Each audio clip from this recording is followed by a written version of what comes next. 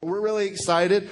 Children are a huge blessing from God, and this wasn't a surprise for us. Like, we actually do know how this happens, and we're really excited about adding a fifth one into our family. We really believe that children are a huge blessing from God, and when I look at the face of my fourth little girl, Chloe, and she says, "I love you, Daddy," and she's so sweet. I'm like, who wouldn't want another one of these, man, running around? And so we're excited. The baby's due at the end of January. Katie's due at the end of January, so you guys be praying for her. So solitude in and of itself right now is almost inachievable, right? Now, we add a fifth one. I think that's probably like going to be a miracle of miracles to have a moment of solitude, right? But the phase we are in our lives, the idea of being away somewhere alone where you can just connect with God, that sounds so attractive. Now for you, if you're an empty nester or maybe you're at a different phase in your life where you have high schoolers or teenagers or whatever it is, and you're like, I'm alone and I just want my kids to call me once in a while. Could I just get a phone call? Could I just get a Facebook? Could I just get a text? Whatever it might be. Depending on where you're at in your life, solitude may seem super attractive, or it may be like the bane of your existence. I just can't get any more solitude in my life, right? But what I hope will happen today, no matter what edge of that spectrum you're at, whether you're, oh, that sounds amazing, or whether you're like, I'm just alone a lot right now, hopefully it'll give your solitude new purpose as we look at the life of Elijah. Now here's what I mean by margin through solitude. You ready? Write this down. You can just write this down in your programs. It'll be a good little note for you to take along with you. But this is what we mean when we say margin through solitude. It means being alone with God so that you can share how you feel. That's important. So you can share with Him how you feel. Not that He doesn't know. You're not informing Him of anything. But it's just so you can get it out there, so you can share how you feel. Then here's the second part. You can hear His voice, and His voice alone. That's important. That's an important distinction. It's not just hear His voice amongst the crowd of other voices, but it's so that in solitude there's no other voice. It's only His voice. So it's easy to identify, right? And then we don't just hear His voice. We want to be changed by it, right? So then you can be changed by His perspective. All right, so it's being alone so you can share with God how you feel, and then you can hear His voice and His voice alone, and then be changed by His perspective. All right, this is what Elijah had to say. But before we look at 1 Kings chapter 19, I just want to read you a couple of these quotes about solitude. I thought it was pretty hilarious. But here's what it says. If you can't stand solitude, maybe you bore other people too. Have you ever thought about it? Be boring yourself? All right, never mind. That joke didn't land. Delete that for second service. Okay, here was this quote, and I thought it was great from this author. It says, there are days when solitude is a heady wine that intoxicates you with freedom. And then there's others when it's a bitter tonic. And still others when it's a poison that makes you beat your head against the wall. Right? Solitude, if it's just solitude in and of itself without a purpose, it can be super freeing, or it can be the thing that makes you feel totally isolated and alone. But solitude, when you're after the purpose of margin, will never make you feel that way. And so we're going to look at what lesson Elijah learned. Let me catch you up about what's been happening. Elijah has just had one of the greatest victories spiritually of his life. Do you remember the story? He's up on Mount Carmel, and he calls fire to come down from heaven, and it licks up the sacrifice. And it's like one guy, one prophet of God against 1,000 prophets of Baal, and they're over there, Baal, send fire from heaven. And he's like, maybe your God's deaf. Like, maybe you should just shout a little louder. And he's poking fun at him. I love that. And then maybe your God's on vacation. Maybe He's traveling into a far off land. Maybe you should just shout a little louder. And so they shout louder all the day long. Maybe your God's on a potty break. Like, that's actually in the Old Testament. I love it. Maybe your God's using the restroom, relieving Himself. Maybe you should just keep on shouting. And they did it from sun up to sundown. Nothing happened. And then he prays one prayer. He says, God, I know that you're the one true God. The one true God of Israel. Show all of these people today that you are the one who's worthy to be served. And as he finishes his prayer, the fire falls from heaven. It takes the whole sacrifice and it licks up water that was in the trench around it. And then he says, look at what's happened. God's proven Himself, people. Go ahead and destroy all these prophets of Baal who are leading you astray. And so the people of God turn back to the one true God. And right after this, He predicts that the end of the drought is going to come, and he races to beat the king, the mean old King Ahab, down the mountain, and he actually wins, and rain comes, and then Ahab tells mean old Jezebel. And Jezebel is fit to be tied.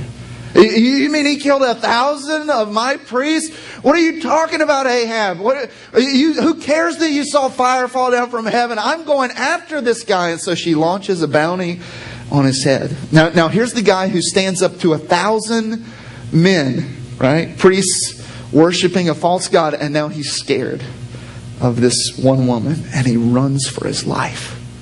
And you remember the story? He runs and he falls down. He's already gone about 120 miles away. He's trying to flee as far away as he can from Jezebel. He falls down under this tree and he says, God, just kill me now. Have you ever felt like that?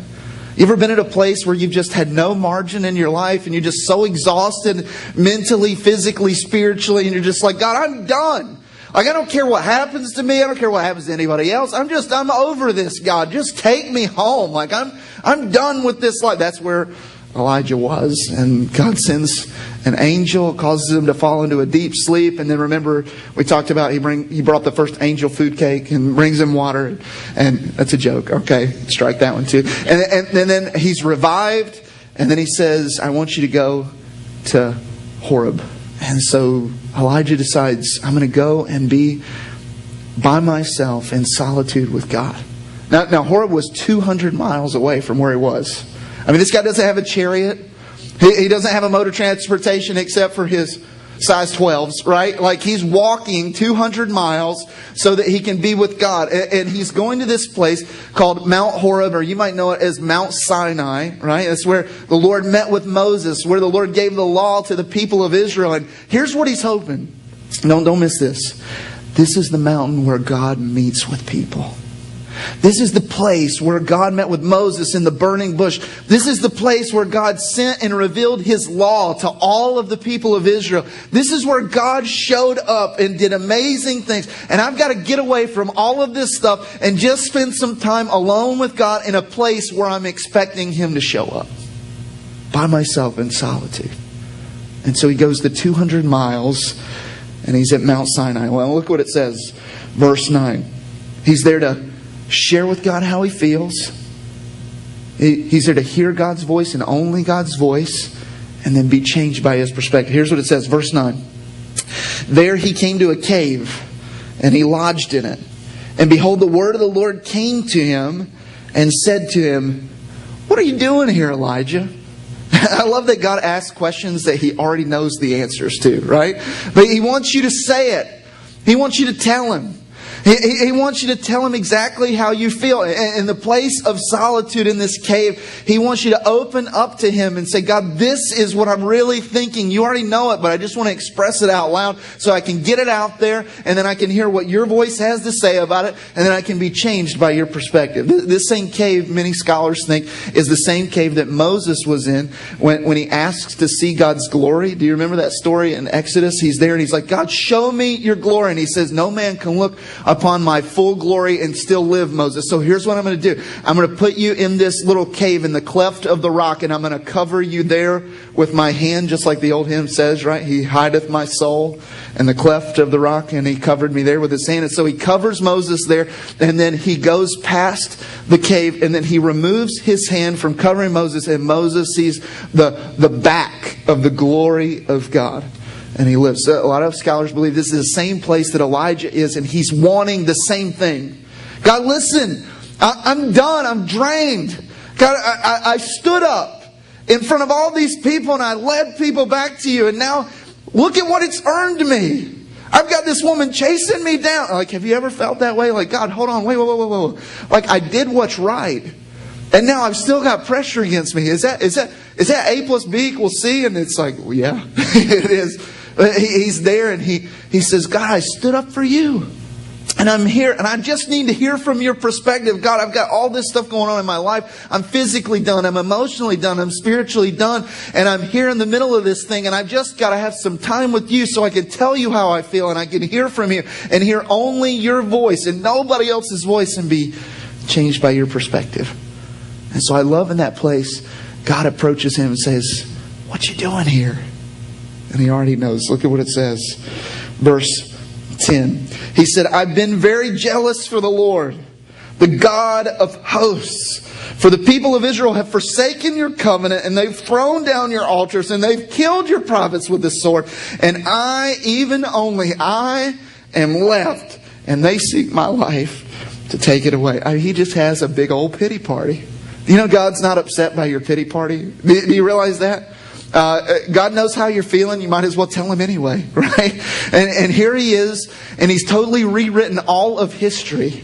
He's totally rewritten what's going on. He may have been thinking, He says, you're the God of hosts. This word that He uses for God of hosts is Elohim. It's the creator and judge. So God, Yahweh, the I am that I am, He comes to him and He says, what are you doing here, Elijah? And Elijah goes, well, I'm here because you're the creator of everything and you're the judge of everything. And I'm the only one being faithful and nobody else is being faithful and everybody else has let me down. And look at what your people have done. They've abandoned your covenant. You're the God who commands angel armies. When are you going to do something about it?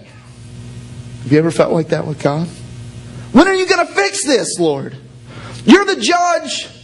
I'm not the judge. You're the one. Lord, I'm just here. I'm trying to be as faithful as I can, and I'm the only one left. Yeah, have you ever felt that way? It's a sure sign that you need some solitude to hear God's voice and only His voice and be changed by His perspective. Write this down. Here's 2 quick ways that you know you need solitude, that you know you need some margin through solitude. Write this down. Number 1, you know you need margin through solitude when you focus on the bigness of your problems instead of the bigness of God. That's when you know you just got to get away. When you start looking at this deal, you're, what are we going to do? I mean, call the emergency meeting in the Trinity. Like, we got to figure out what's going on, Lord. I mean, this is a shock to me, right? And God's like, no, I see that. I already see the end of it. I see how I'm going to work it out. Remember, I see how I'm going to work this together for your good and for my glory. It's all going to work out in the end. But when you start to focus on the bigness of your problems, how are we going to do this in our marriage? How are we going to do this financially? What are we going to do health-wise? How are we going to take care of this? What are we going to do about this kid? What are we going to do about this prodigal son we've got? What are we going to do about this situation? When you start to focus on the size of your problems instead of the size of God, you know it's time to get away. You got to have some solitude so you can share with God how you're feeling, and then you can hear His voice and you can be changed by His perspective. But that's not all. The second thing, when you know you need margin through solitude when you think that the actions of one individual reflect the intent of the whole world. Have you ever felt like that? It's like one person totally colors the way you see everybody. Right? Like one person lets you down, everybody's out to get me. Right? Have you ever felt like that? Like as a parent, like you have a terrible time with one of your kids and you're like, oh, this is just the worst day ever. Well, no, it's not. Like it's just the worst day with that kid. Right? Like your boss is a loser and he just totally does this stuff and takes credit for your stuff. And it's like, my whole world is terrible. No, it's not. It's just your boss is terrible. Right? I mean, it's one person, but you let it color everything. That's when you know you need to get away and get God's perspective. Right? And so here he is, and he's like, I'm the only one left. Everybody else has abandoned you, God. Now what had just happened? All the people of Israel were there at Mount Carmel, and what did they say?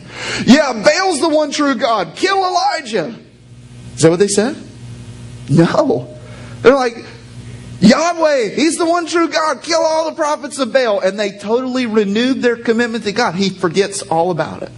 He forgets about the past successes and only focuses on the current troubles. He forgets the bigness of God. He says, I'm the only one left. But that's not true. He had met with a prophet of God named Obadiah, who was inside of the king's leadership crew. And Obadiah had hidden over 150 prophets of God. And he had met with these people. And he knows he's not the only one left.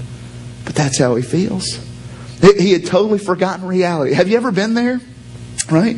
Like something's going on with your finances and you just forget reality, and it's like it colors everything about your life, and it's just, this is the worst time ever. We're never going to get out of this. We're never going to be... Right? That's when you know you need margin through solitude. That's what he's feeling right there. Look what it says. And God said, verse 11, "Go out and stand on the mount before the Lord. And behold, the Lord passed by."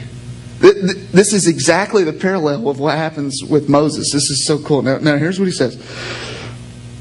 "And a great and strong wind tore the mountains and broke in pieces the rocks before the Lord. But the Lord was not in the wind. And after the wind, an earthquake came, but the Lord was not in the earthquake.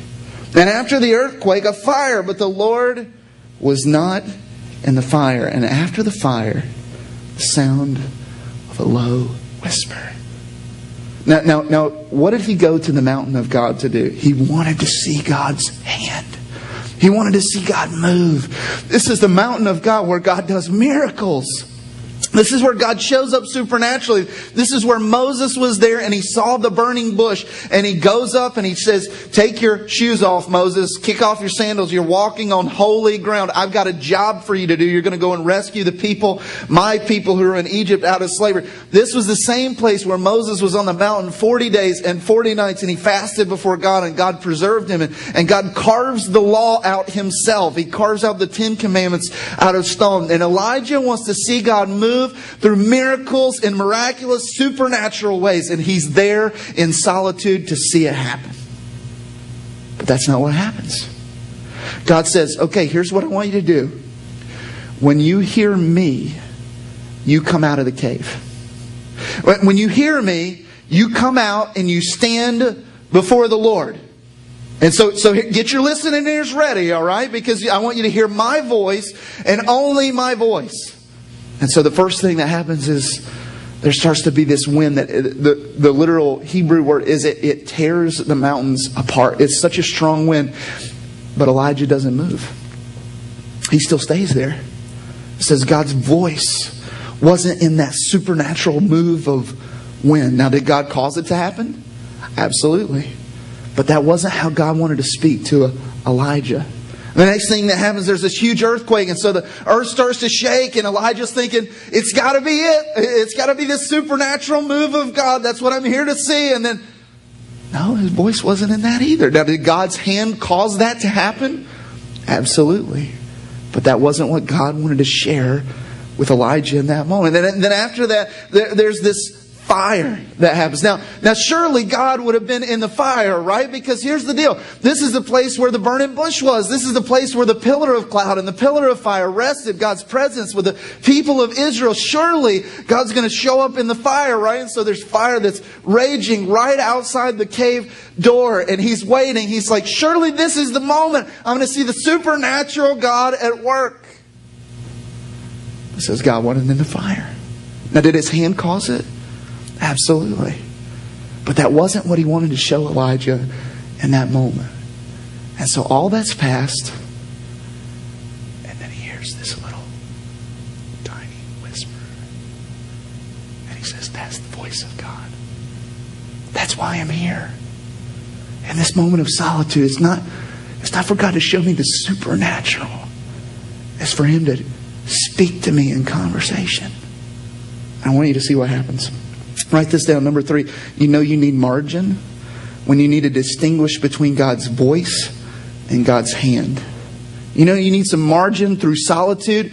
When you may see God working all around you, right? But you need to hear from him. Then solitude is the right place. You may see God like maneuvering relationships and, oh, this is happening. And look how he worked this deal out. Look at how he's working this circumstance for this new job. Or look at how he provided financially. Or look at what he's doing in this person's life. Or look at how he's showing me my gifts and now I can serve in that way or whatever it might be. You might see God's hand at work all around you, right? Just like he saw the fire and the earthquake and these other things. He saw God's hand, but you need solitude if you're not just looking to see God move, but you're listening to hear God's voice. That's when you need solitude. And he says it's not just about seeing me work. It's not just about seeing me move. It's about hearing me speak to you personally, individually. That's what solitude is all about. You get alone so you can share with God how you feel, and then you hear his voice and his voice alone so you can be changed by his perspective. Look at what it says. The next verse, verse 13. And when Elijah heard it, he wrapped his face in his cloak, and he went out and he stood at the entrance of the cave. And behold, there came a voice to him and said, "What are you doing here, Elijah?" Is this like on repeat? God, you got it on loop? Like, Lord, is this the only playlist that you have right now, Lord? Like, this is the question that you're just going to ask over and over and over again? God asked him the same exact thing. And so what does Elijah say? He's just totally honest with him again. I'm going to say exactly how I feel, and then I'm going to wait to hear from you, God, and hear your voice and your voice alone, and then be changed by your perspective. And so here's what he says. I've been jealous for you, God. You're the God of hosts. You're the judge over all these people. People of Israel, they've forsaken your covenant. They've thrown down your altars. They've killed your prophets by the sword. And I'm the only one left. And they seek my life to take it away. He hears God's voice. And he says, it's time to go out. And he goes out and he stands before God. And he's still just totally honest. Totally honest. This is how I'm feeling, God. This is what I'm feeling about my marriage, Lord. This is what I'm feeling about my kids. This is what I'm feeling about my friendships. This is what I'm feeling about my health, Lord. This is what I'm feeling about my situation right now. God, you already know, but I just want to get it out there because I want to hear what your voice is about it so I can be changed by your perspective. That's what solitude is all about. So look at what he says. Verse 15, the Lord responds to him. He says, "Go. Return your way to the wilderness of Damascus, and when you arrive, you shall anoint Hazael to be king over Syria, and Jehu the son of Nimshi you shall anoint to be king over Israel, and Elisha the son of Shaphat you shall anoint." You can just do that if you don't know how to say it. It's all right. "You shall anoint to be the prophet in your place, and the one who escapes from the sword of Hazael shall Jehu put to death, and the one who escapes from the sword of Jehu shall Elisha put to death. Yet I'll leave 7,000 in Israel, all the knees that have not bowed to Baal, every mouth that has not kissed him." Here's what he says. Do you know what he says? You're not alone. It's not what you think. Like, remember Obadiah? Remember all those prophets? Listen, there's 7,000 other people that have never bowed down before Baal. I'm going to preserve this remnant of my people. And guess what? You're not alone. Here's what I'm doing. Here's how I'm going to show up. Guess what, Elijah? You want me to send fire down on these people? You want me to judge these people? You want me to send an earthquake on these people? You want me to send my angel armies to bust down the judgment of God on these people? But guess what? Here's how I'm going to do it. I'm going to do it through a national election strategy. And I'm going to put this person as king over Syria, this person as king over Israel, and it's all going to work itself out because I'm just going to do it naturally instead of supernaturally. So I'm going to fix it. I'm bigger than your problem. I'm going to fix it. I'm going to work it out, but it's going to be my way and not your way. But just so you know, you're not alone. There's going to be helpers. Elisha is going to help you. You're not by yourself. I'm going to keep 7,000 as a remnant of my people. And his perspective was changed. Is there something in your world where you really need some solitude with God to clear up something? Like, do you need that solitude so you can clear up how you're feeling about your marriage right now? Right? God, this is how I'm feeling. You see what's going on. I'm ready. I'm here to hear your voice. If there's something in me that needs to be changed, change my perspective, Lord. I'm here to hear you and only you. The cell phone is turned off. I'm away. I'm by myself. I just want to connect with you, God. God, I need solitude so I can hear what you're saying about my job or my friendship or my coworker or whatever it might be. Listen, there's some of you in the house today that, here's what you're thinking. You're thinking, man, I need a vacation, right? Anybody in the house thinking you need a vacation? Yeah, you probably do, right? But here's the deal. Even more than a vacation, you know what you probably need? You probably need some solitude. Because on your vacation, here's what you're going to do. You're going to go from sun up to sundown. And then you'll schedule like a massage for 5 minutes or whatever it is. But here's what you need more than a vacation, where you're going to come back and need to go back to work so that you can get some rest. Like, you need solitude with God so He can change your perspective. There are others of you in the house that you're thinking, you know what? We haven't been on a date night in a while. Right? Maybe that would solve some of our stuff. I mean, we're just biting each other all the time. Like, do. And if my wife would stop yapping and annoying me, and if my husband would actually do one thing on the to-do list that I've asked him 17 times to do, and I wouldn't have to nag him if he'd just do it, then maybe we'd be okay. Right? So a date night will fix it. Right? Listen, do you know what you need more than a date night? You need a time of solitude before God, where you just lay it out there. This is how I feel, God. I'm here to hear your voice alone. You can change my perspective however you want. Some of you guys are just frustrated beyond belief parenting-wise. Right? I mean, you're just like, Lord, what am I going to do with this kid? And you know what you need more than a boot camp or military school or a big old belt to paddle or whatever it is? Like, no judgment here. Do you know what you need more than anything? You need to trade off and say, honey, you go away for a day in solitude, and then I get the next day in solitude, because we need to talk to God and just tell Him how we feel about our kid right now. And we need to let Him hear only His voice and change our perspective. Right? Some of you are thinking that about your income. And more income, you need to get with God so you can have solitude and you can hear His perspective about how you actually spend the money you already have. How you need to trust Him with the money that He's already given you. Listen, some of you are worn out and you're weary spiritually, and you're just like, man, I don't know if I can go in the back again. I don't know if I got it in the tank for the hootenanny again. I don't know if I have it to hold one more baby or wipe one more nose or be there and greet and hand out one more bulletin or whatever it is. I'm just so worn out and tired. I need a break. And you know what? You may need a break, but more than a break, you know what you need? You need solitude. So you can just share how you feel, and you can hear God's perspective about your service. Listen, are you starting to focus on the bigness of your problems instead of the bigness of God? You need some solitude. Are you starting to look at things and start to take one person's actions and then apply it to the whole world, and your husband's looking at you like, what did I do? I don't understand. Like, what? I didn't say those things. What do you mean? Like, you need some solitude. Are you seeing God's hand everywhere, but you really need to hear His voice? You need some solitude. Here's my challenge for you this week. Work it out. Whatever you got to do. Schedule it. Put it on your calendar, like solitude. And here's what I want you to do. I want you to go somewhere away from your home. Like, just get out in nature with God. Get out in an air-conditioned office unit with God. Whatever your thing is. I don't know you. But get away from everybody else, where there's no phones, no computers, no TV, no interaction with anybody else. And don't just go there so you can sleep. Like, here's what I want you to do. I want you to go so you can tell God exactly how you feel. And just say, God, this is how I'm feeling about my marriage. This is how I'm feeling about my kids. This is how I'm feeling about my finances. This is how I'm feeling about whatever it is. And God, I'm listening. I'm ready to hear you and only you. Listen, I'm not going to tell another girlfriend or another guy friend about this deal, because guess what?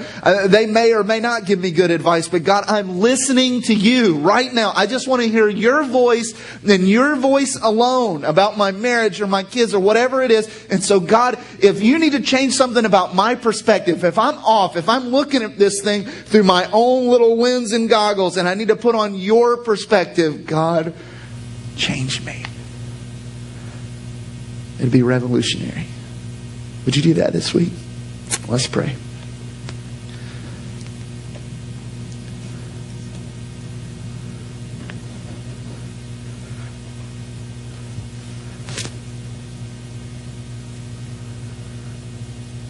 Just with every head bowed and every eye closed, I just want to ask you so that I can pray for you. I'm going to have a little bit of time of solitude so I can connect with God. Talk to Him about the way I'm feeling, to hear His voice and only His voice, and then be changed by His perspective. But also in that time of solitude, I want to pray for you. So just with every head bowed and every eye closed, if you're starting to focus on the bigness of your problems instead of the bigness of God, if you're starting to let the attitude of one person reflect the view, your whole worldwide view, everybody's out to get you. Or maybe you just need to hear God's voice about something in your life, and you're seeing God's hand move. You're seeing Him do all kinds of great things, but you just need to hear His voice. If that's you, would you just just slip up your hand and I'll pray for you this week. If you really need some solitude, just slip up your hand. Okay.